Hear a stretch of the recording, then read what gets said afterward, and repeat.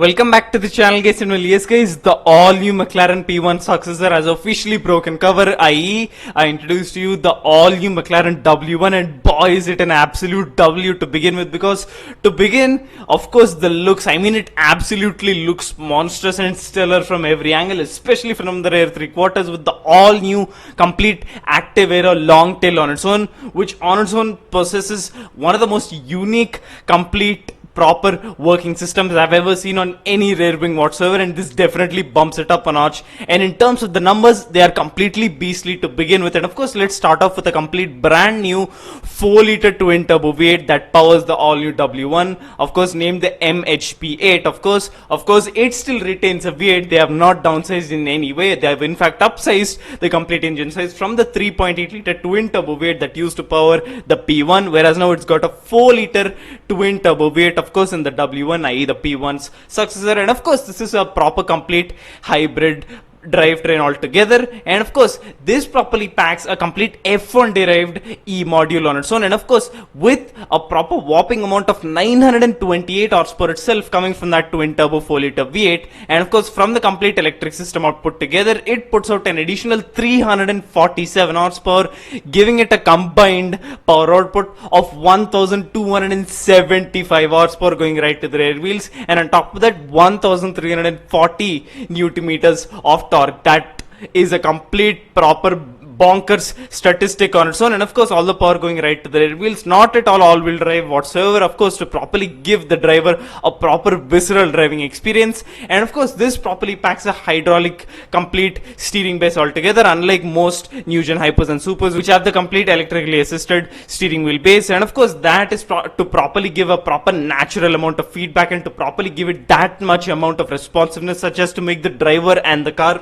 one. And of course through and through it's got a complete active front splitter. Of course that front end on its own generates a whopping amount of 350 kilograms of downforce, thereby making the front end very planted altogether and making this quite track equipped, unlike most cars out in the market. And of course only 399 of these bad boys will ever be made, and of course a proper drive weight of 1399 kilograms, so just about 1.5 tons as the curb weight. And nevertheless the design, guys, it is absolutely monstrous, and it not only presents you with the theatrics, but it also brings about functionality, because every single bit and bob that is properly visible to the eye is completely profound and is properly designed in such a way so as to properly function in the complete works of aerodynamics, i.e. the complete arches and the complete gaping vents behind the wheels to properly furthermore push air into the vents behind the doors. And speaking of the doors, of course one of the most proper quintessential McLaren factors, i.e. the butterfly doors, have properly been jettisoned for the all new W1, as it properly gets the all new anhedral doors, or as we like to call them in the most basic term, gull wing doors. And this on its own, as you guys can see, the doors on their own with the complete aero rakes and everything being hollow and see-through, of course, as I said, it not only presents you with theatrics but functionality in every aspect imaginable. And of course through to the back you've got the beautiful rear 3/4 shot, guys. This is quite literally the money shot altogether, and of course with that wing that doesn't extend up but extends out by 300 millimeters, of course, when race mode is activated, and it also drops the suspension down by 7 centimeters, and of course stiffens up the suspension such as to properly take on the track in full blow. And of course you've got a very proper complete bold exhaust system at the back, two tailpipes, of course, forming a similar shape such as to what you can find on the P1, and of course wrap around tail lights. But the wing, guys, one of the most unique and one of the most coolest rear wing designs I've ever seen, and of course it is a proper long tail as it properly stretches out by 30 centimeters on its own. And the side shot, guys, with that wing not up but back, that properly on its own looks monstrous on its own. And the rear 3/4 look, guys, I cannot get off of leering through this angle. And of course that weight comes packed with a 9200 rpm redline. And of course, speaking of which, let's just take a listen to the all new MPH8.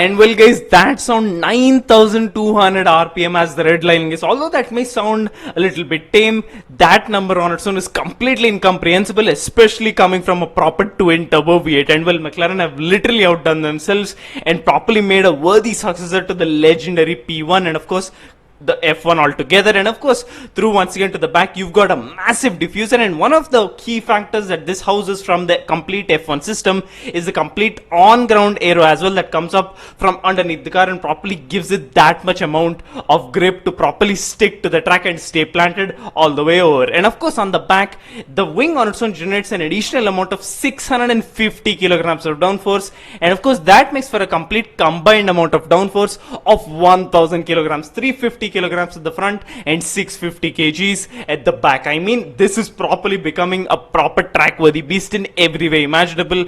And I mean, guess that complete side portrait is absolutely beautiful, and the complete cutaways behind the front wheels, everything is properly functional while also being theatrical as you'd expect from a proper full-fledged plug-in hybrid hypercar from McLaren. And of course, through the looks, guys, some people may say it doesn't look good, but I won't say it looks absolutely beautiful. And of course, the front end does sort of throw it back to the Lycan Hypersport on its own, but this completely looks much more sleek, much more completely narrowed down. And of course, through to the interior, you've got a complete brand new aerocell on its own, a complete brand new monocoque with fixed seats, but of course you can move the pedal box and the complete steering column such as to properly give yourself that much amount of comfort. And in the interior, it utilizes a brand new super light material patented by McLaren themselves, i.e. kit that completely embeds the complete sound system, the complete interior lighting, everything into the complete kit material. And of course that thing is as light as it can be, as you'd imagine, similar to that of carbon fiber, and of course gives you that much amount of performance while not parading around a huge amount of weight in terms of the interior. And of course, towards the steering wheel, that is also very much reminiscent of the LaFerrari's steering wheel, and of course that actually does go really well with the steering wheel. And unlike the Lamborghini Revuelto and more supers and hypers of this complete decade that are properly coming out with a plethora of buttons all over the steering wheel, the complete W1 steering wheel is very simple, as it literally just houses two buttons. Of course, the boost button, which is similar to what you could find as the I-Pass button on the P1's steering wheel, and of course that is to probably give you a boost amount of power for a small period of time. And of course, on the other side, you've got the drag reduction system, i.e. DRS, akin to that which you can find on F1 cars once again. So a lot of proper F1 bits, and to properly ascertain the fact that this is properly a complete F1 derived E-module, and if you ask me, they have literally taken the same E-module right out of their complete F1 car and put it right here without tinkering with it at all.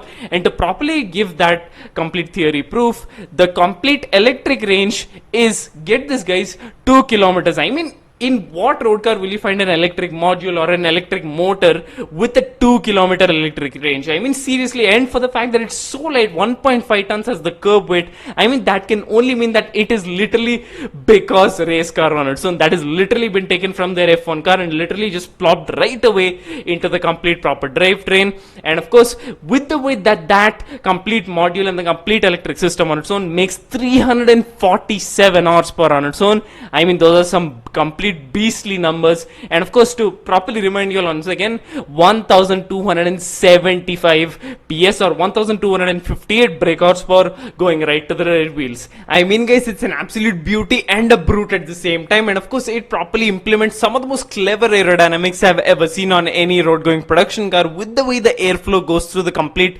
active aero front splitter, and the way the airflow just goes through the front splitter through the wheel hub, which of course inadvertently also cools the brakes and the tires, and the way the airflow also goes from atop the car, enters through the louvers and exits out through the vents behind the front wheels, and of course furthermore goes into the vents behind the doors, which of course sends it right underneath the car towards the massive diffuser at the back. And of course, it properly also houses a complete brand new F1 concept, which is a complete ground effect unlike anything else, to properly make this a proper track worthy beast and properly make this track equipped to the maximum level. And of course, guys, through the airflow airflow, not just through the complete underbody of the car and through the front splitter, through the vents, through the complete proper body of the car. It has also got the complete top mounted rear decklit vents to properly cool the MHP8. And of course, with that proper active aero McLaren long tail that extends out by 300 millimeters in race mode, that on its own generates a whopping amount of 650 kilograms of downforce,